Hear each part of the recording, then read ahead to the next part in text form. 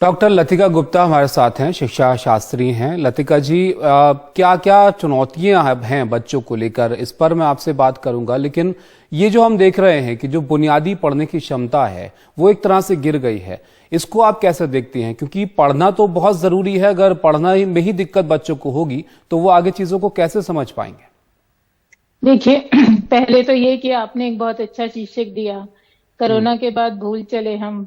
मुझे लगता है कि हमें कहना चाहिए कोरोना के दौरान देश बच्चों को भूल चला हम्म। और 18 महीने उन्हें घरों में बंद रख के आज हम इस बात का शोक मना रहे हैं कि बच्चे लिख पढ़ नहीं पा रहे हैं। हम्म। दरअसल हमें असर की रिपोर्ट की कोई जरूरत नहीं थी शोक को मनाने की। हम्म। और अगर आप ध्यान से असर को देखें तो वो ये बता रहे हैं कि 8वीं के बच्चे भी बुनियादी पाठ बहुत ज्यादा नहीं पढ़ पा रहे हैं।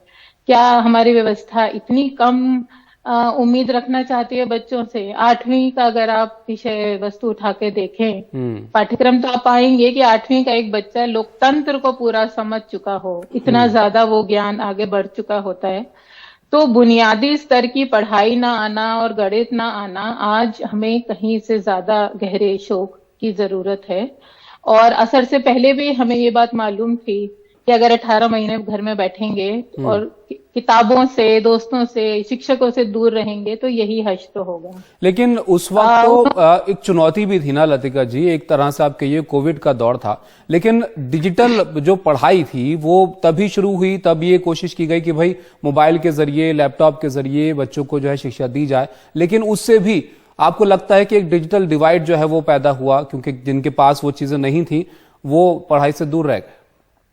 और जिनके पास वो चीजें थी उनकी क्या सच में पढ़ाई हुई या वो सिर्फ हम्म। व्यस्त रखे गए? हम्म। क्या पढ़ाई सिर्फ सुनना है कि शिक्षक एक स्क्रीन पे बोलता रहे और विद्यार्थी सुनते रहे? उनकी भी अलग चुनौतियां हैं और उनको भी पहचानना जाना चाहिए इसी तरह से। हम्म। शायद वो सिर्फ सुनते रहे और कुछ चीजें पढ़ ली, पर हम्म। ऐसे बहुत से परिवार हैं। पहले तो मुझे मोबाइल ना होने से बड़ी आपत्ति है। मोबाइल कोई शैक्षिक उपकरण नहीं है। हम्म। अगर आप लैपटॉप या डेस्कटॉप बोल रहे होते तो मैं थोड़ा स्वीकार भी कर लेती। हम्म। मोबाइल सिर्फ बात करने का एक तंत्र और मोबाइल से पढ़ाई नहीं होती है। पर हम्म। जिसको आप ऑनलाइन कक्षाएं कह रहे हैं मिली, हम्म। उनमें भी अपने शिक्षकों से और सीखने की आदतों से दूरी आई। हम्म। जिसको शिक्षक अभी कह रही थी वो बहुत अच्छी बात कह रही थी कि उनका मन पढ़ाई में नहीं लग रहा है। देखिए, स्कूल हमारे देश में कुछ खास अकादमिक आदतें देता है बिल्कुल। जो कई परिवार नहीं दे पाते। हम्म। और अगर स्कूल 2 साल बंद रहा तो ये एक बड़ी बात है जिसको पहचान के अब कुछ खास मुहिम चला के काम किया जाना चाहिए।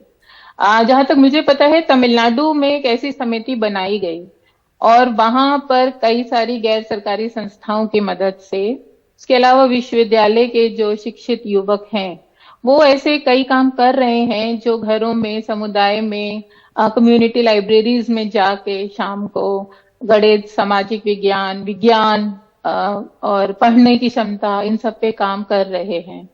बात सिर्फ पढ़ना सिखाने की नहीं है कि हम्म। मात्रा सिखा दें, बात है हाथ में किताबें देने की। दो दो और बड़ी मैं इंपॉर्टेंट खुद बातें हैं यहाँ पर लतिका जी। जैसे कि आपने भी कहा, स्कूल जाकर सिर्फ एक सिलेबस पूरा नहीं करना होता है, बहुत सारी चीजें बच्चे वहां से सीखते हैं जाके। तो इन दोनों की भरपाई आप कैसे समझते हैं कि होगी? एक तो ये कि बच्चों में जो पढ़ाई लिखाई में जो अब देख रहे हैं गिरावट आई है, क्षमता में एक तरह से गिरावट आई है, उसको कैसे पूरा किया जाए, और ये जो स्कूल ना जा पाने का जो असर है इसकी भरपाई कैसे होगी?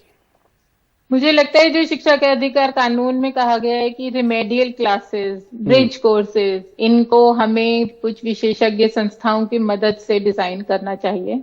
और मेरा ये कतई कहना नहीं है कि हम शिक्षक के ऊपर थोप दें कि अब आप गर्मियों में, सर्दियों में, बरसात में भी आके पढ़ाएं। हमें स्कूल को एक सहयोग देने की जरूरत है और स्कूल इस समय वैसे ही भारत में चरमरा रहा है। स्कूल को विश्वविद्यालयों का और दूसरी जो शोध कर रही संस्थाएं हैं, एससीईआरटी, एनसीईआरटी, इन सब की खास सपोर्ट की जरूरत है। और क्यूबा जैसे देश में एक बार मुहिम चली थी, ऐसे युवाओं को कॉलेजेस से और यूनिवर्सिटी से निकल के अपने आसपास के स्कूलों में नियोजित रूप से पढ़ाने की जरूरत है। तब हम शायद, और अगले कम से कम 10 साल तक हमें ऐसा करता रहना पड़ेगा, तब हम सोच पाएंगे कि शायद हमने कुछ भरपाई की ओर कदम उठाए।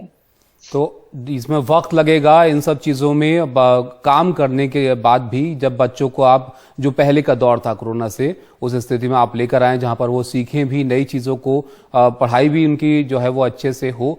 आपको लगता है कि यहाँ पर अगर हम बहुत ज्यादा पढ़ाई पर जोर दें लतिका जी, तो ये भी एक चीज है कि बहुत ज्यादा ओवर ना हो जाए बच्चों के लिए। अगर कुछ रह गया है, पढ़ाई की बात तो एक अलग है, ये भी ध्यान में रखने वाली चीज है। हाँ, पर पढ़ाई से आपका क्या तात्पर्य? पढ़ाई से मतलब ये नहीं है कि आप बैठ के विज्ञान के या सामाजिक विज्ञान के प्रश्न उत्तर रटाते रहें।